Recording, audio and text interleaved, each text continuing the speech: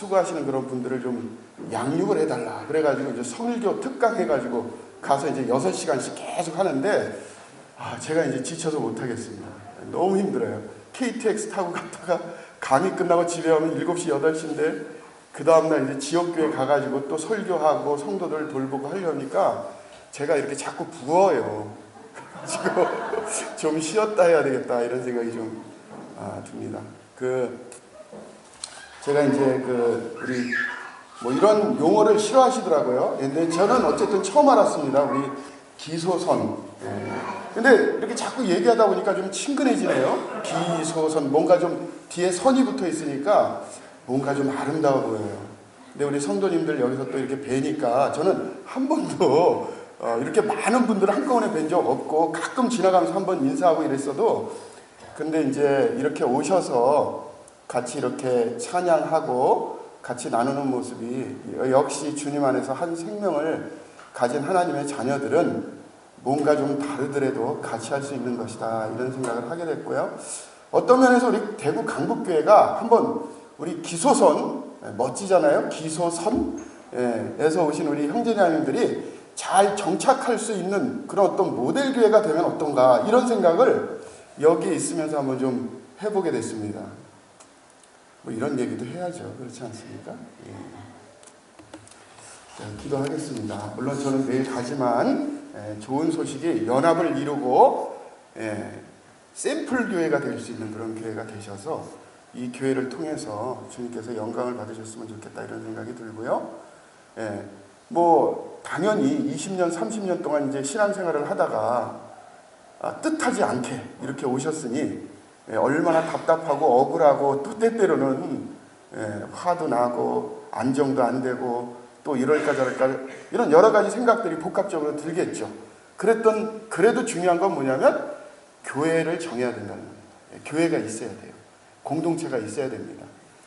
그래서 주님께서 지혜를 주셔서 정말 하나 되는 비밀, 우리 주님께서 마지막 제가 이제 저번 시간에 말씀드린 대로 하나 되는 놀라운 생명력, 제자들을 향해서 앞으로 거듭날 그리스도인들을 향해서 그런 얘기를 하시고 기도를 통해서 이제 주님께서 십자가에 달리셔 죽으셨죠. 결국 주님께서 강조하고 싶은 거는 뭐냐면 한 생명을 얻은 생명을 가진 주님의 자녀들이 하나 될 수 있는 그 놀라운 생명의 비밀을 우리에게 가르쳐 주셨고 그로 말미암아 세상에 있는 사람들이 복음을 대할 수 있도록 복음을 신뢰할 수 있도록 복음을 접할 수 있는 동기부여를 가질 수 있다라고 생각이 듭니다. 시간이 확 줄었어요. 제가 이제 세 타임 분량으로 준비를 했는데 머릿속에 지금 이 얘기를 하면서도 자꾸 뭘 어떻게 정리를 해서 전해야지 될까라고 생각을 하는데 한번 해봅시다. 이번 시간에는 종말에 대해서 자 이것도 64시간 정도가 필요하는데 40분 만에 제가 잘 마치겠습니다. 자 그리고 그 다음 시간에는 10분 쉬고 24시간짜리를 40분에 좀 마치고요. 그 다음에 내일은 이제 이제 성경 해석에 대한 부분 오늘 제가 잠깐 언급을 했죠. 성경 해석에 대한 부분과 성경을 해석을 하게 됐을 때 한 예로 고린도전서 8장에 있는 말씀 같은 경우에는 지식은 사람을 교만하게 한다는 이런 말씀이 있잖아요. 근데 그 말씀은 그런 부분이 아니잖아요. 그죠? 근데 우리는 그 말씀을 읽으면서 특별히 지식은 사람을 교만하게 한다라고 하는 한 구절 속에 또 내 나름대로 잘라가지고 지식에 대해서 뭔가 좀 비판하고 반대하고 싶은 그렇게 되면 사무엘상에 있는 하나님의 지식의 하나님이다. 이걸 어떻게 설명하겠습니까? 내가 너희에게 허락하신 것은 지식이니 이거 어떻게 설명하시겠어요? 그러니까는 우리가 생각하는 고정관념을 가지고 주입시키기 위해서 하나님의 말씀을 사용한다고 그러면 우리는 우리의 신앙을 가지고 하나님 말씀에 순종하는 삶을 살아야 되는데 우리는 우리 신앙을 가지고 하나님 말씀을 사용하는 꼴이 되어버려요. 그렇게 되면 어떻게 되겠습니까? 하나님 말씀은 주가 되지 않고 보조가 되는 것입니다. 그래서 내일은 마지막 시간에 성경 해석에 대한 부분 이것도 시간이 많이 걸리지만 그래도 한번 요약해서 우리 한번 접해보고 이렇게 했을 때 과연 우리는 보편적 진리 다시 해서 이 세상 가운데 어떤 배경을 가지고 있는 사람이라도 하나님 말씀을 통해서 어떻게 바뀔 수 있는지를 같이 한번 살펴보는 시간을 갖기로 하겠습니다. 자 오늘 이 시간에는 네 가지를 다룰 거예요. 자 종말론은 제가 또 얘기를 들어보니까 킹제임스 그룹 세 그룹이 있죠. 어느 킹제임스 그룹을 갔다 오셨는지 저는 모르겠습니다. 예. 근데 킹제임스 그룹에 가셔서 또 오랜 기간 동안 계셨다 오신 분들도 계시기 때문에 거기에서 가셨으면 이 미래에 대한 부분, 다시 해서 종말에 대한 부분을 많이 접하셨을 것입니다. 그렇겠죠? 예. 그런데 실제 저는 이제 준비한 거는 굉장히 좀 전문적으로, 그러니까 원어를 사용하셔도 해가지고 성경에서 가르치는 바에 미래에 대한 부분이 주님께서 우리에게 주시는 것이 얼마나 가까운가를 이렇게 살펴봐야 되는데 그런 거에 대한 시간은 없으니까 우리가 이제 세 가지를 다루려고 해요. 그리고 기독교계에서 큰 이슈가 되고 앞으로도 끊임없이 이슈가 되면서 정리되지 않을, 그러니까 양측이 끊임없이 주장하면서 서로의 입장을 개진을 하겠죠. 그런다 할지라도 이거는 진리와 관련되어 있는 문제가 아니라 분별에 대한 문제이기 때문에 이걸 가지고 이단이니 아니니 이럴 필요는 없다는 것입니다. 자, 어찌하든 이 부분에 대해서 핵심인 휴거에 대한 부분을 같이 한번 좀 다루고요. 휴거 다음에 혹시 이런 얘기 들어보셨습니까? 휴거 다음에 그리스도의 심판대라는 얘기 들어보셨나요? 예, 그리스도의 심판대에 대한 교리와 그 다음에 그 이후에 어린 양의 혼인잔치라고 혹시 들어보셨어요? 예, 이거에 대한 교리를 접하고 그 다음에 천년왕국으로 오전 시간은 잠깐 마치려고 하고 있습니다. 자, 종말론에 대한 이슈는 크게 듣고 싶으세요?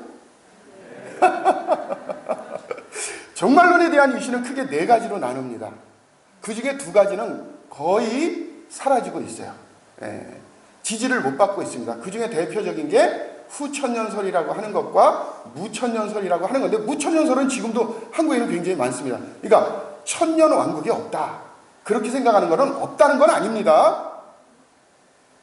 문자적으로, 물리적으로, 지상적으로 천년에 해당하는 기간에 왕국이 없다라는 의미에서 무천년주의지, 그들도 역시 천년이라고 하는 것은 믿어요. 근데 우리가 살고 있는 이 시대를 막연하게 천년의 기간이다, 이 천이라고 하는 숫자는 완전수 곱하기 완전수기 때문에 막연히 언제까지 진행될지는 모르지만 예수 그리스도께서 이 땅에 재림하신 그 전까지 교회를 통해서 이루시는 막연한 기간, 주님의 통치하는 기간을 이제 그렇게 얘기를 하는 거예요. 그러니까 이제 물리적이고 지상적인 천국이 없어지니까 이런 것을 향해서 무천년주의다, 이런 얘기를 하는데 이것도 이제 지지를 점점 못 받고 있습니다.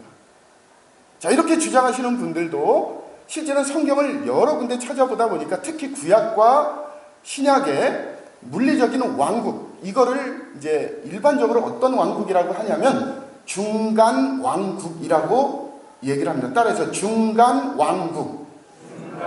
네, 일반적으로 얘기할 때 이건 중간 왕국이라고 얘기를 해요. 그러니까 이 시대와 같은 왕국이 아닌, 그리고 영원한, 일반 우리가 천국이라고 하잖아요. 그게 있기 전에 이 땅에 중간에 천국과 우리가 지금 누리고 있는 이 땅 중간에 왕국이 있기 때문에 요거를 중간에 삽입된 왕국이다라고 해서 중간 왕국이다, 이렇게 얘기를 합니다.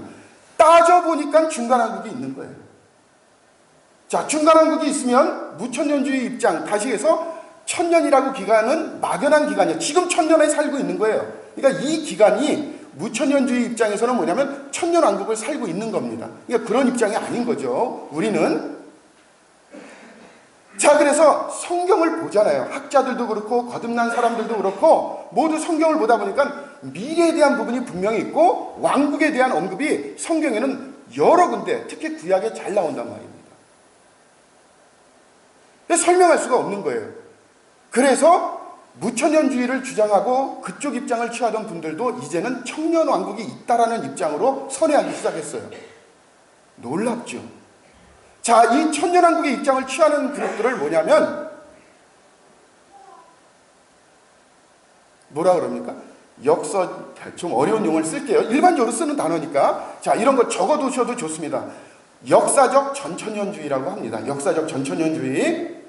그러니까는 전천년주의라고 불려지는 것, 이런 그룹들은 우리는 이제 일반적으로 뭐냐 그러면 세대주의적 전천년주의라고 합니다, 우리를. 그런데 역사적 전천년주의 입장을 취하는 분들이 이제 생기기 시작했어요. 좀 오래됐습니다.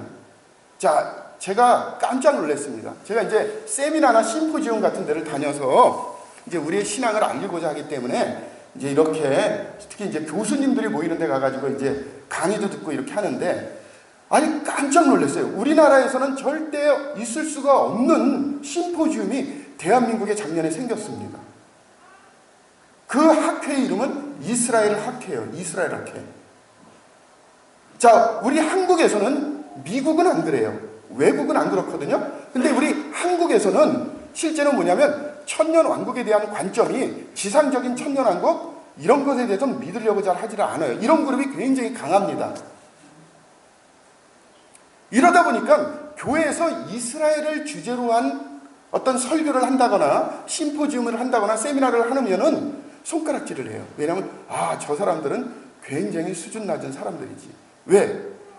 천년왕국이 어디 있어? 이스라엘의 모든 경륜은 하나님께서 이미 마무리하시고 교회에 전가돼서 교회가 생긴 그 이후부터는 이스라엘이 중요한 게 아니라 영적 이스라엘인 교회가 중요한 거지. 그래서 앞으로 지금 남아있는 이 교회, 하나님의 자녀로 이전 이 교회가 주님께서 이 땅에 지상으로 재림하기 전까지 유지된다라고 생각을 하기 때문에 이스라엘은 중요한 나라가 아니에요. 이미 그들에 대한 구약의 모든 축복은 영적 이스라엘인 교회가 전가됐다라고 믿고 있기 때문에 이스라엘에 대한 미래에 대한 얘기라든가 이런 걸 얘기하는 걸 별로 좋아하지 않는데 이상하게 우리나라만 그렇습니다. 왜 그러냐면 장로교가 너무 파워풀해요. 근데 미국은 장로교가 파워풀하지 않잖아요. 그죠? 우리 같은 전천연주. 그리고 여러분, 유대인들 중에서 예수 그리스도를 믿는 사람들이 있잖아요. 그렇죠? 그런 사람들을 뭐라 그럽니까? 메시아닉 주의시라고 그러잖아요. 그죠? 유대인들은 예수님 믿기가 너무너무 힘듭니다. 특히 이사야서 53장을 못 읽어요. 그걸 못 읽게 했거든요. 왜냐면 이사야서 53장 같은 경우 거기 나와요. 고난받는 종이 누구예요? 예수 그리스도잖아요.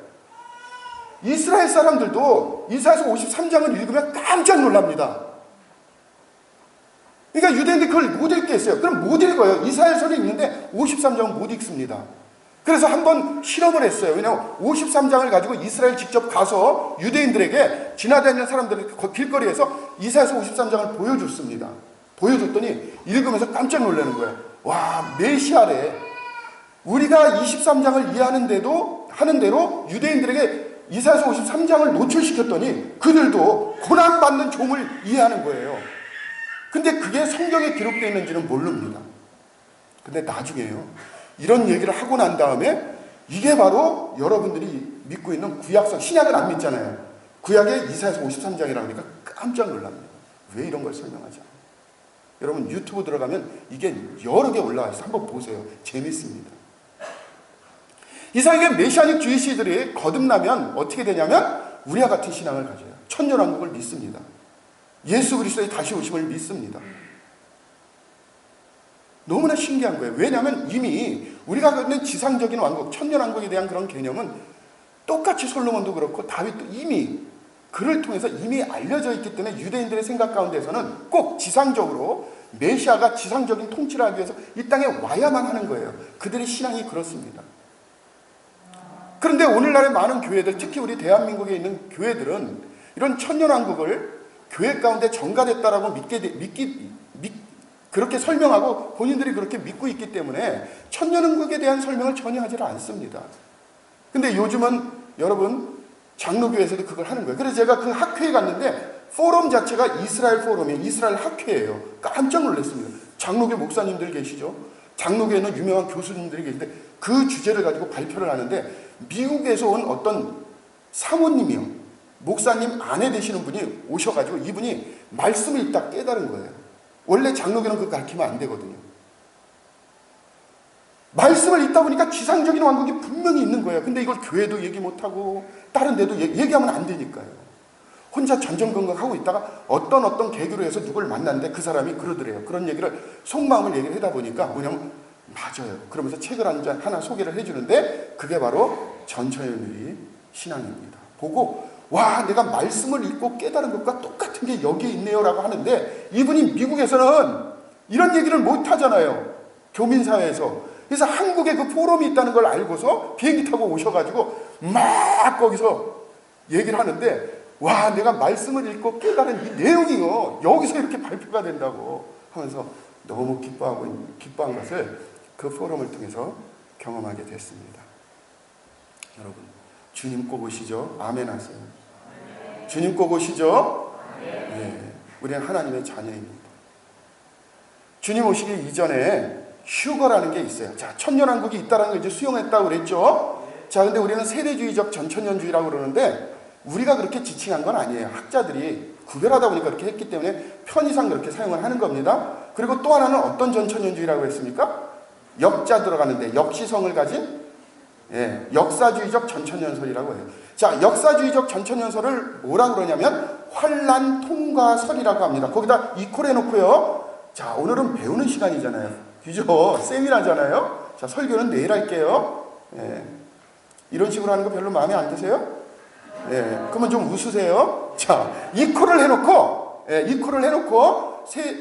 제가 지금 뭐래요? 역사적 전천년주의 이퀄 딱 해놓고, 환란 통과설 이렇게 쓰시면 됩니다.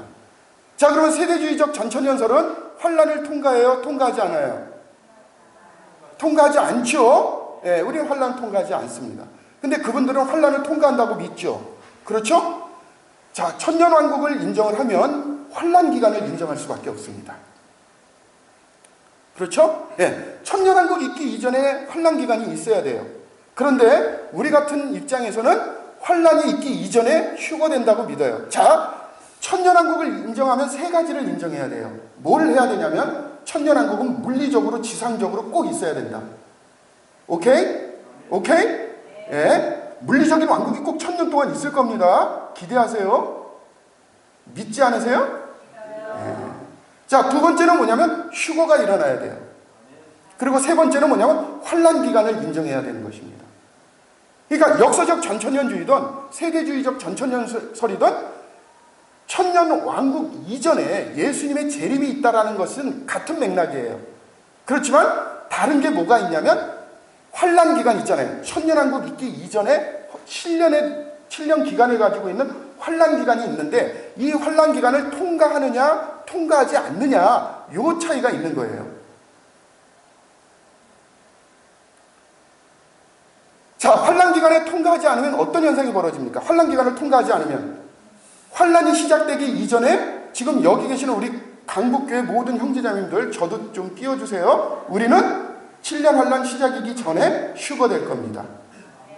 우리는 휴거될 거예요. 휴거 배우셨죠? 거기서도 얘기하신다며요. 그죠? 우린 휴거될 것입니다.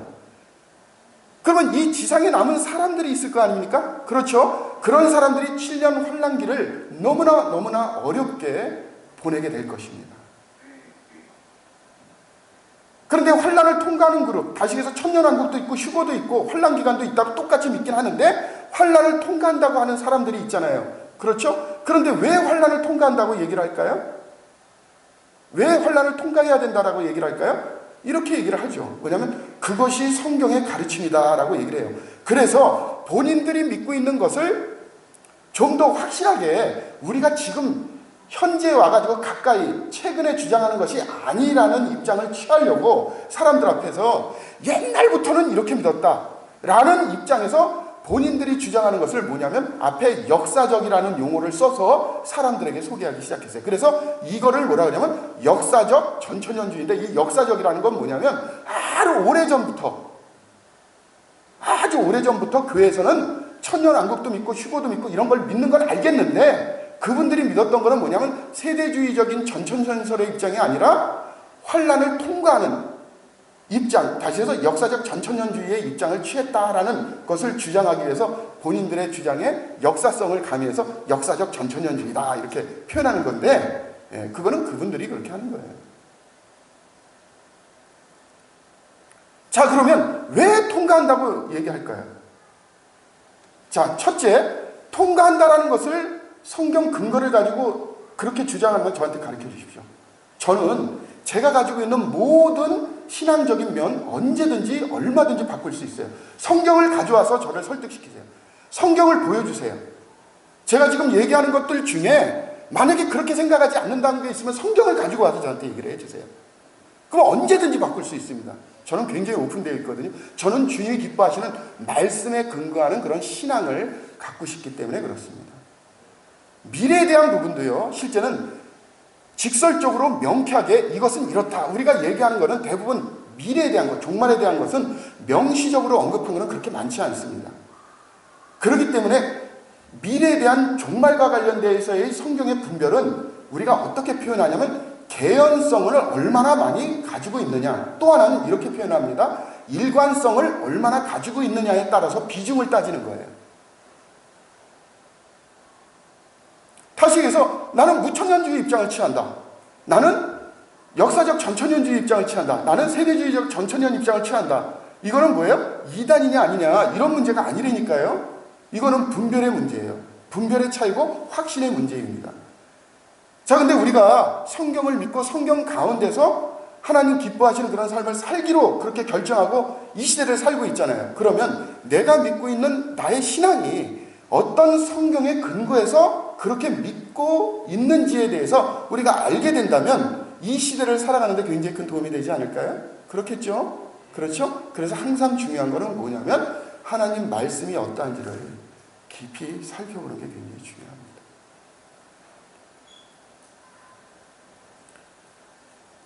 자, 교회의 시작에 대해서 지금부터 공부를 하겠습니다. 이제 성경에서 표시를 하세요. 자, 교회의 시작.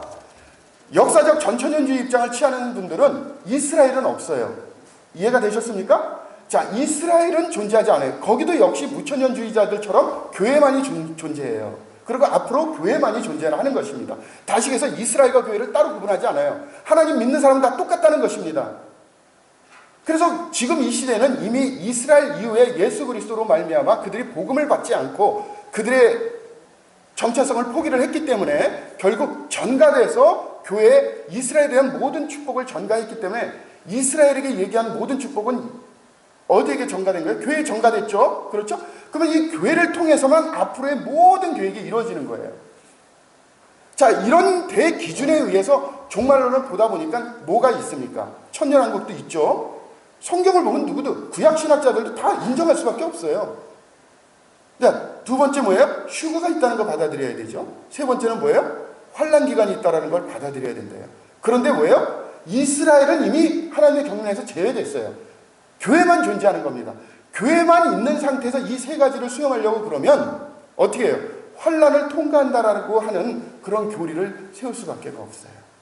왜냐하면 휴거되면 환란 기간에 누가 남습니까? 왜냐하면 거듭난 하나님의 성도는 교회밖에 없는데 교회가 다 휴거돼 버리면 환란 기간에 믿지 않는 사람만 남는 거예요.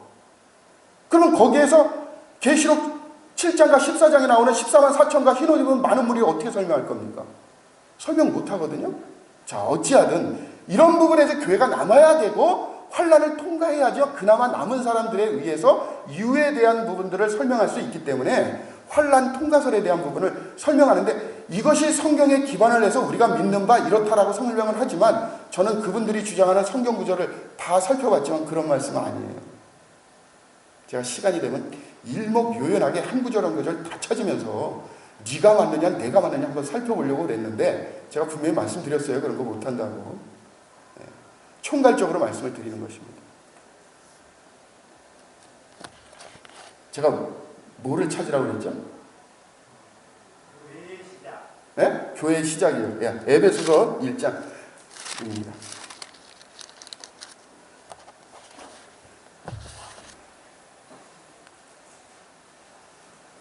자, 일반적으로 천년왕국을 믿지 않는 또는 역사적 전천년주의 입장을 취하는 분들은 교회의 시작은 일반적으로 어떤 분은 창세기 12장 다시 해서 아브라함이 하나님 앞에 부르심을 받은 그때부터 시작한다라고 주장하는 분들도 계시고 하지만 일반적으로 창세기 3장 15절이 원시복음이잖아요. 그죠? 거기서부터 출발한다고 생각을 합니다. 자, 아담으로 말미암아 행위 언약은 깨졌어요. 이게 언약주의 쪽이거든. 우리 입장은 아닙니다. 그분들은 은혜의 언약이라고 하는 체계를 가지고 성경 전체를 설명을 합니다. 그게 창세기 3장 15절부터 시작한다고 보셔도 무방을 해요. 그러니까 교회의 존재는 어디부터 시작을 하냐면 원시복음이 선포된 창세기 3장 15절부터 존재를 하는 거예요. 그럼 그때 시대에 거듭난 성도들은 뭐예요? 교회죠? 그렇죠? 근데 우리가 믿기로는 어떻습니까? 구약에 거듭난 성도들을 크리스찬이라고 합니까? 아니잖아요. 그렇죠? 크리스찬은 오순절 이후에 창세기 사도행전 2장부터 시작한 새로운 교회를 통해서 시작된 그러한 교회에 속해 있는 성도들을 향해서 크리스찬이라고 하는 거예요. 그러니까 교회 시작이 그분들은 창세기로 보고 우리는 어디로 보는 거죠? 사도행전 2장 오순절 사건으로 보는 거죠. 자, 그러면 왜 그렇게 얘기를 하느냐? 그분들의 얘기를 한번 들어봐도 저는 교회의 흔적을 찾을 수가 없어요. 조직신학책을 다 봐도 찾을 수가 없습니다. 저는 설득될 수가 없어요. 그렇지만 자, 우리가 말씀 한 구절씩 한번 찾아보겠습니다. 자, 마태복음 3장 11절입니다. 자, 몇 분 남았습니까, 현재님?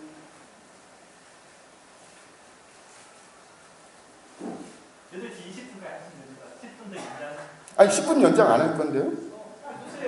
해주세요. 네, 그럴 줄 알았어요.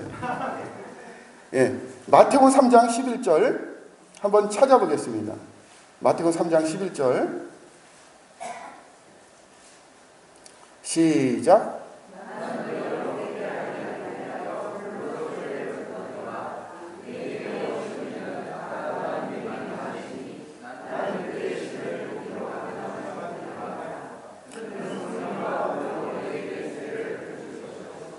자, 여기에서 보시면 물침례, 불침례, 그 다음에 또 하나가 나오죠. 성령 침례에 대해서 나오죠. 이게 성령 침례가 교회 시작에 굉장히 중요한 팩트예요.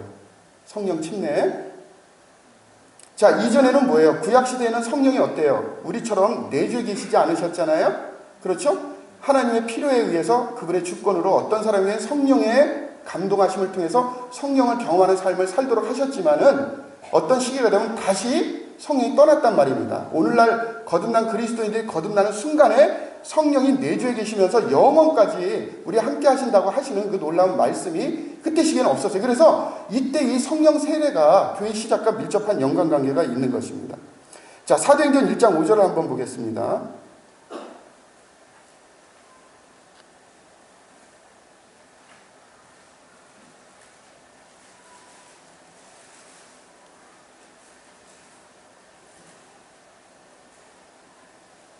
자, 한번 읽어주세요. 시작.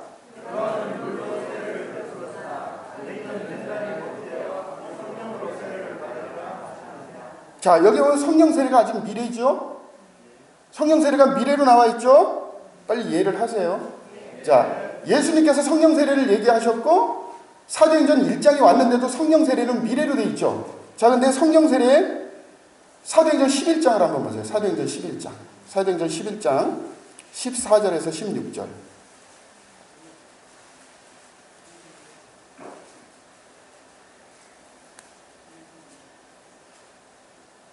자, 한번 좀 읽어주세요. 시작.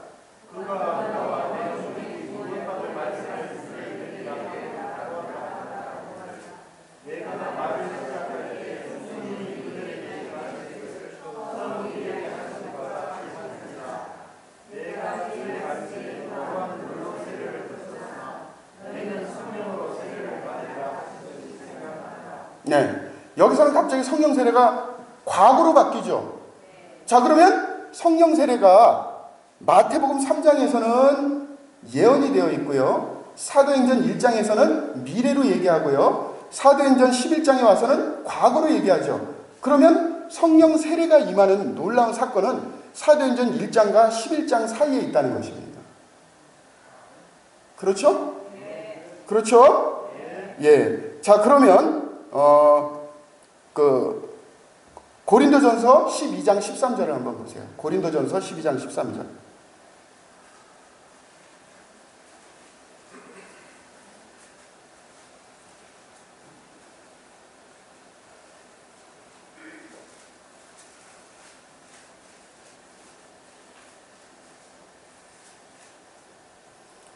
자, 고린도전서 12장 13절 찾으셨나요? 네, 같이 한번 좀 읽어보겠습니다. 시작.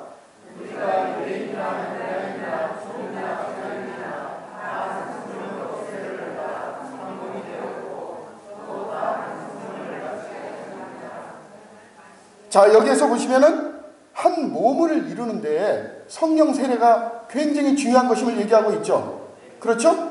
교회의 몸을 이루는데 성령 세례가 굉장히 중요한 경험이란 말입니다.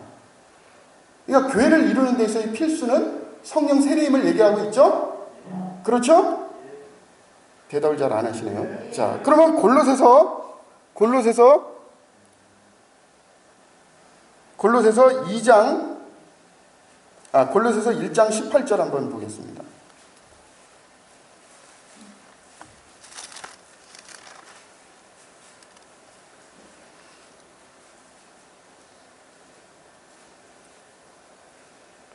(18장) 1장 18절 시작.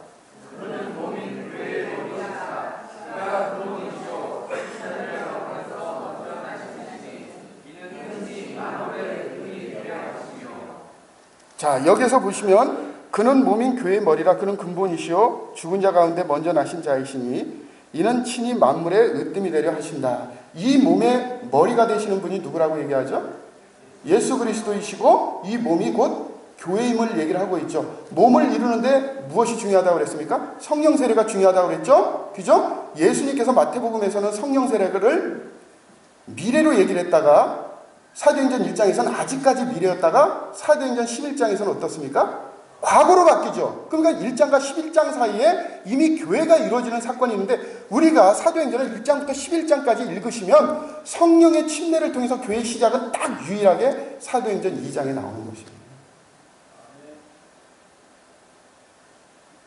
이게 성경을 근거로 해서 교회의 시작의 시점이 언제인지를 이게 어려운 게 아니잖아요.